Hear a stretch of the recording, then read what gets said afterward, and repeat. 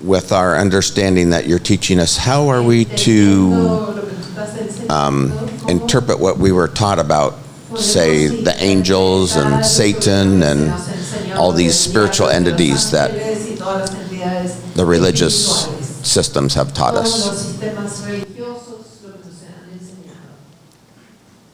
You know, I think as you expand your consciousness, you have to question your ideas. You have to see what's real for you and what's a belief system. Because it has to be experiential. I don't negate anything. I do know that religion has a lot of fear.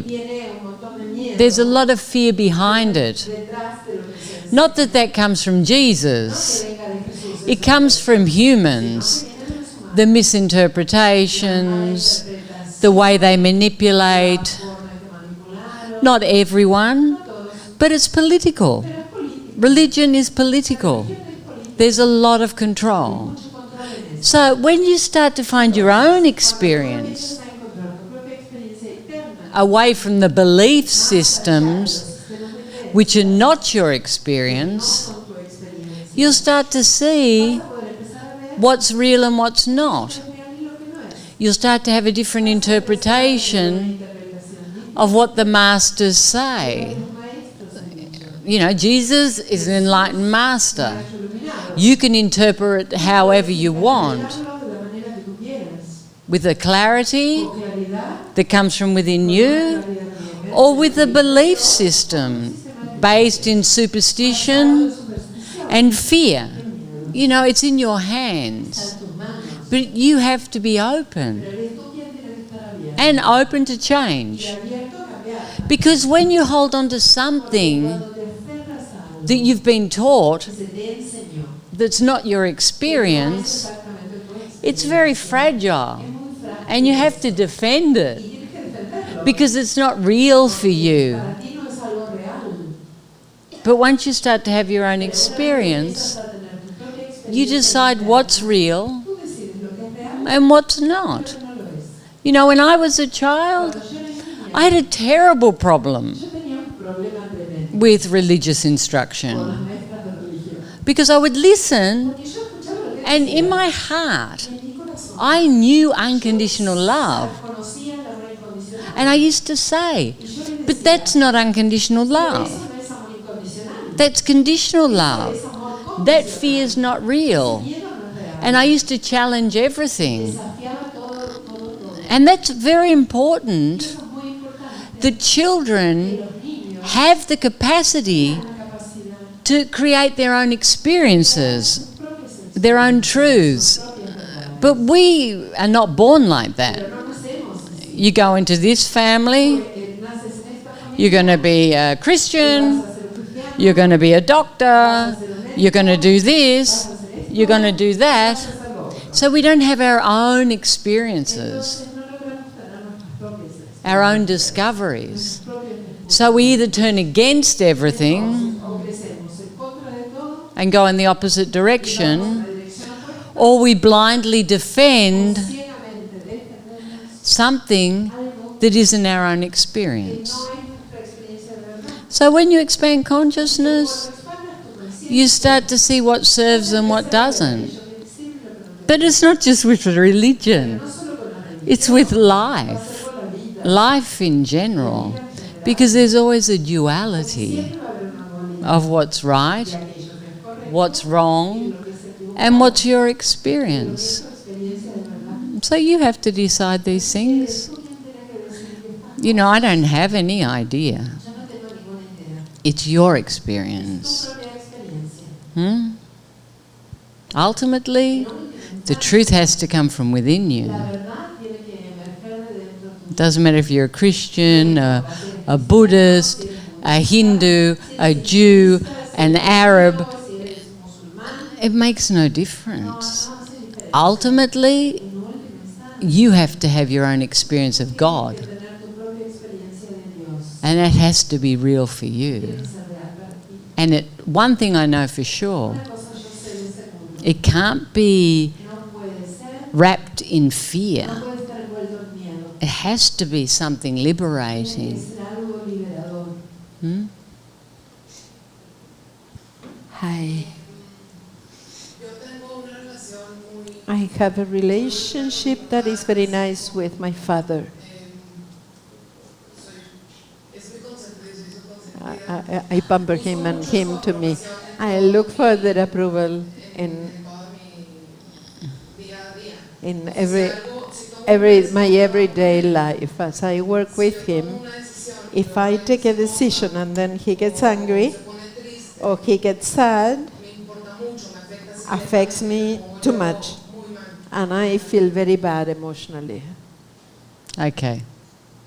So what I'm hearing is you're not free to be yourself.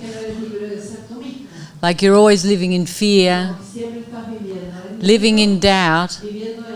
Even though you have a loving relationship, you feel very controlled. And you feel like you have to live up to certain expectations. And maybe you're not good enough. But you choose this relationship because you want the protection, because you feel safe. So you have to find something more permanent. And I guess that's why you came. You know, our parents want us to be happy. They want their children to be happy. And sometimes they think, if I control someone, I keep them safe. I don't want them to make the same mistakes I made. And it comes from a place of love. But it's not freeing. And there are conditions. So how do you get beyond that? Where you're free to be you. Where you're not always worrying about what other people think. You have to heal. You have to go in and you have to find internal security.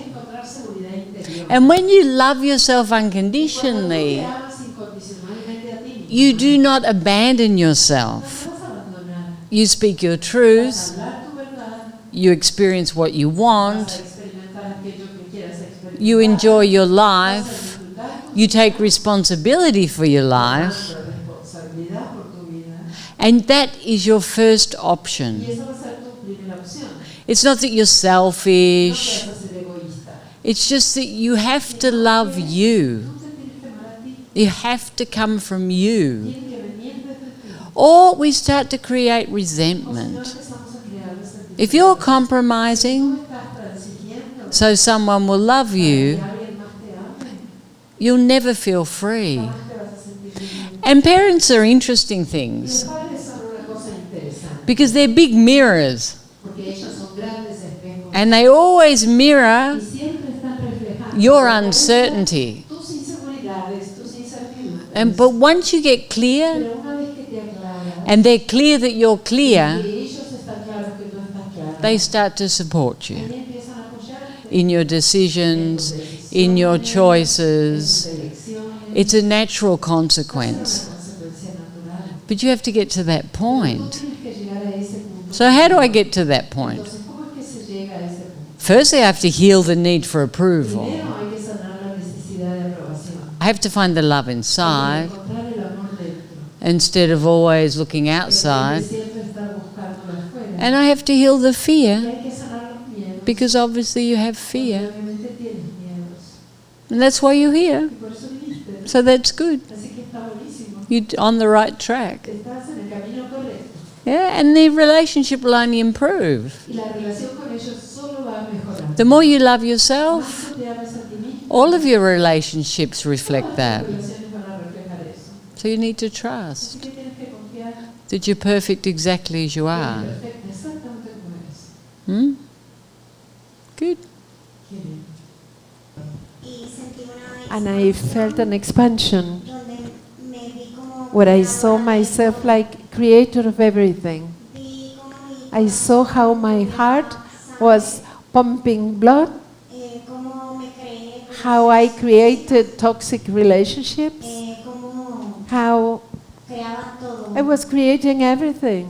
Y mi And pregunta es, my question is, ¿cómo puedo ahora how can sostener, now hold, esa sustain grandeza this de greatness mi ser of my creador being, en amor my incondicional? creative being and unconditional love?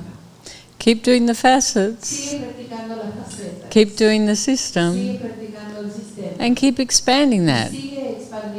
You know, consciousness gives you glimpses, and you have clarity.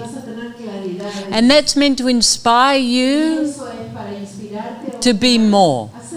You can see that you're the creator, that you're creating your reality. So in reality, it's in your hands, what you're choosing in each moment, what you're listening to, what you're expanding. All of those things come from these realizations. And to sustain that, it's easy. You just have to keep creating more and more consciousness. Keep liberating more and more stress. That's all. So good. Great what you saw. Great what you saw. I want to know where it comes the word Om from. Om's the sound of creation. It's very ancient. It's a Sanskrit word. But initially it comes from the vibration of creation. Because when you go very deep, you'll start to hear the Om. It's what I call the roaring silence. It's just there. This constant it's always there. Always there. You're welcome. And it's an interesting thing because it balances the two hemispheres. The same as praise, love and gratitude. Okay, Om works as an emotion. With the facets, there's the emotion and the rational, which unifies the two hemispheres. And the Om replaces the emotional because it's experiential.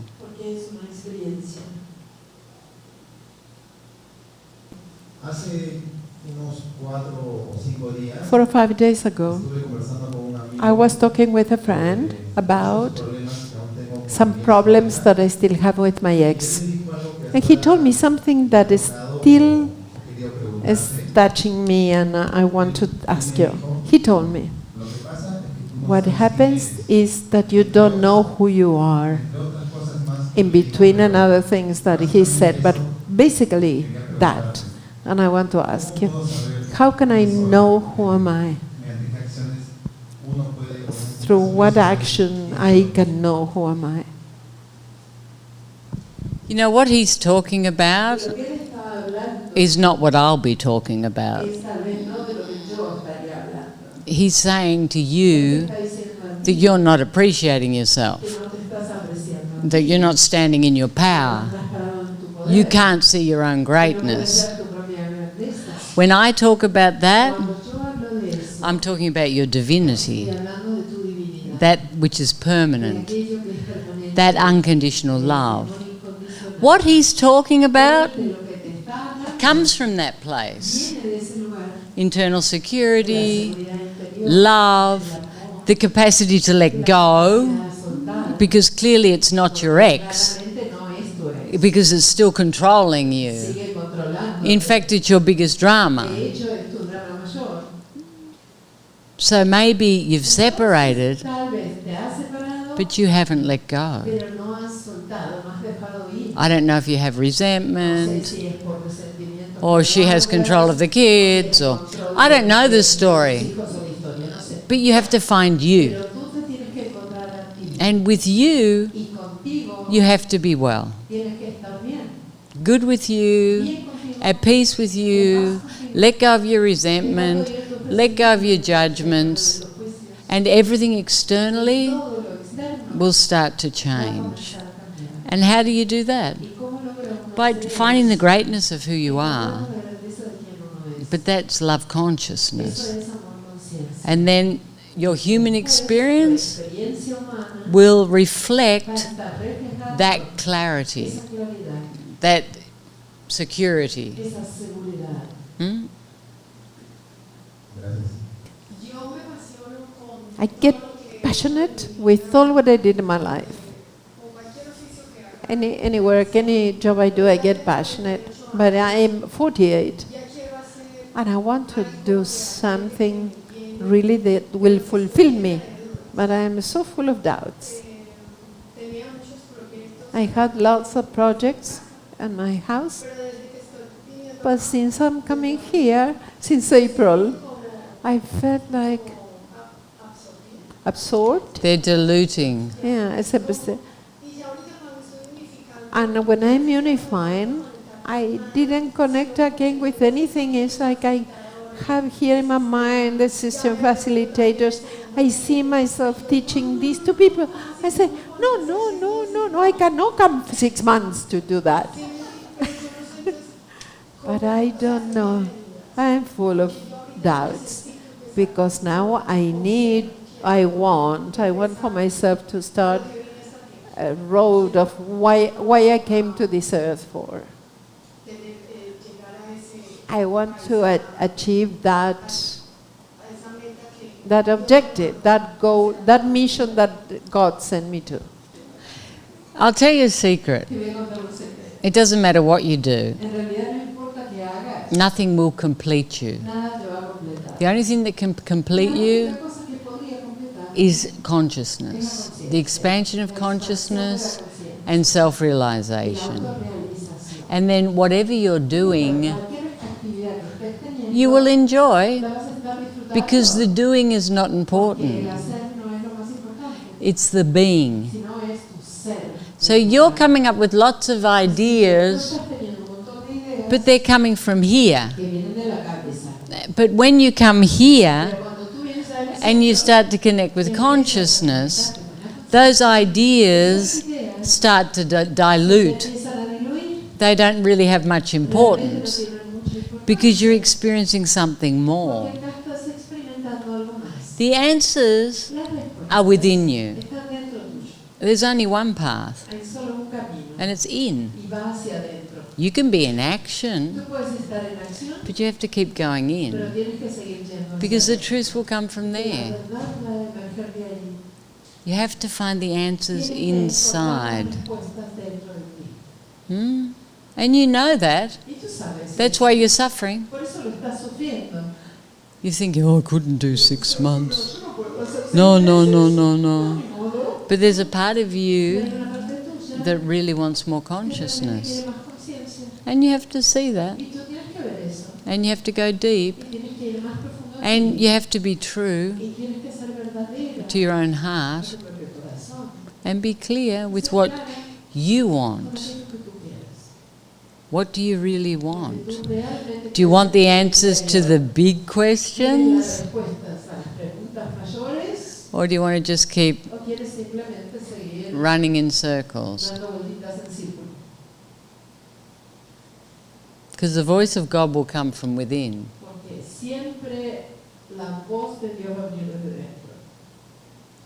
Yeah? It's not like Papa Noel. He won't come with the reindeers. Oh, yeah.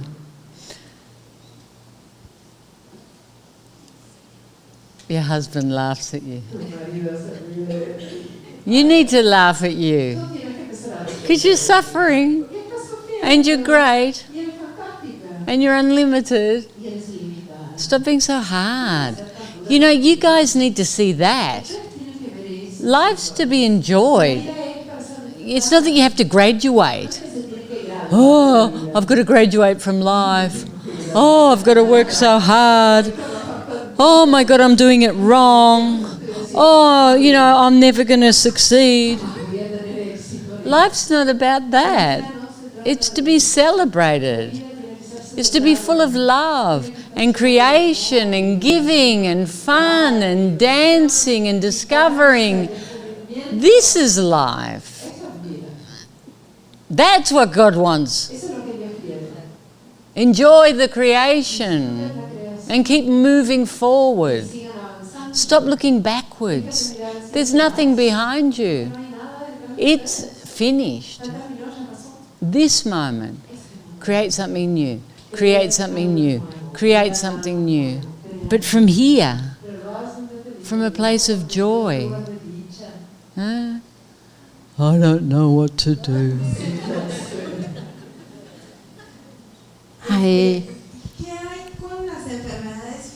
And what happened with the physical sickness? For example, I have problems on my erosion in my knees, and now that I go up and down, I have been frustrated because I want to run up the stairs as I did before, or dance how I used to do, or to do yoga as I used to do it, and I feel frustrated and sad. But I know our emotions, and what do I have with the ones that there are some physical problems? You know, you just need to connect with everything and move the stress and stop having an expectation. You know, we all want to run up the hill like we did when we were 15. You should see me in the morning. I do CrossFit. So I wake up like this, and then I do yoga, and then I'm okay. You know, it's my reality. It's not that there's something wrong. You know, you either get your knees fixed or move the stress. If there's nothing physically wrong with them, create more muscle. You know, keep going. You know, push yourself. Do a bit more, do a bit more, do a bit more. Yeah, that's all you can do. Now, on a deeper level, that was a scientific explanation. This is how you fix your body. You know, often people create illness, and it's like a wake-up call. When we're confronted with the fear of death, or something in our lives that makes us feel fragile, or something we cannot control, we have to surrender. And ultimately, in life, we have to learn to surrender. And then we have to go beyond what's transpiring in this moment through expanding consciousness, letting go of stress. Sometimes it's as simple as to stop. And lots of people come with physical difficulties, but there's not something wrong with them. It's just a different experience. It's a different human experience. You know, people that are blind can hear everything, smell everything. People that can see don't have those senses, don't have those capacities. But we think there's something wrong. But is there something wrong with us? No, it's just a different experience. And children come with different things. And that's what creates this duality. But to be in peace, to experience love, it has nothing to do with the outside. The only thing that impedes us is our judgment. There's something wrong. There's something wrong. And when we learn to surrender, we can see that joy is always in this moment. Why or I feel it's like unjust. Why there is a child that is born in a family that have a home or a warm nest, and there is a child that is born in Africa with hunger, no love, or abandon.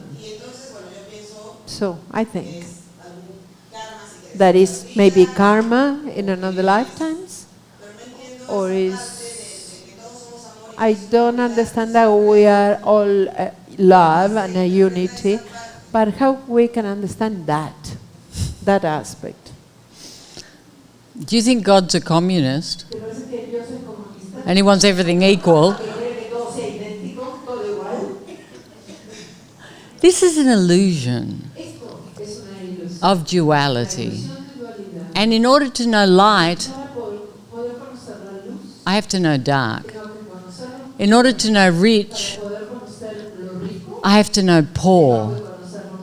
And you have this idea that if I have this, I won't suffer.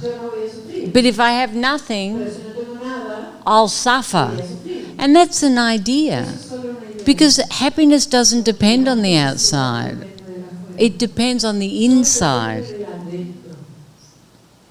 And this is what you have to realize. I can find a kid in the streets of India, in the dirt, with a big smile on their face. And I can find a prince in a palace that's depressed because he doesn't want to be a prince. The human condition doesn't depend on the external. It doesn't depend on the external. It depends on what we're experiencing. And everyone, in some point, create the opportunity to be more. Everyone does.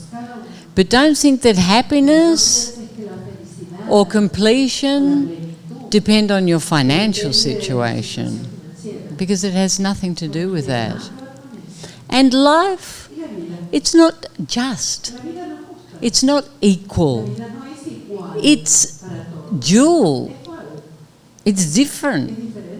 Everyone's different. Everything's different. And that's what has to be celebrated. The differences. And the places where you feel you can give, you get the opportunity to give. If someone needs something, if you can serve, if you can enhance their lives through education or food or medicine, you give to those people. But stop trying to understand por qué, because there ain't no por qué. There's no por qué, it just is. It's like life. It's not goal-orientated. There's no reason for being. Just to be. Because you're already that which you seek.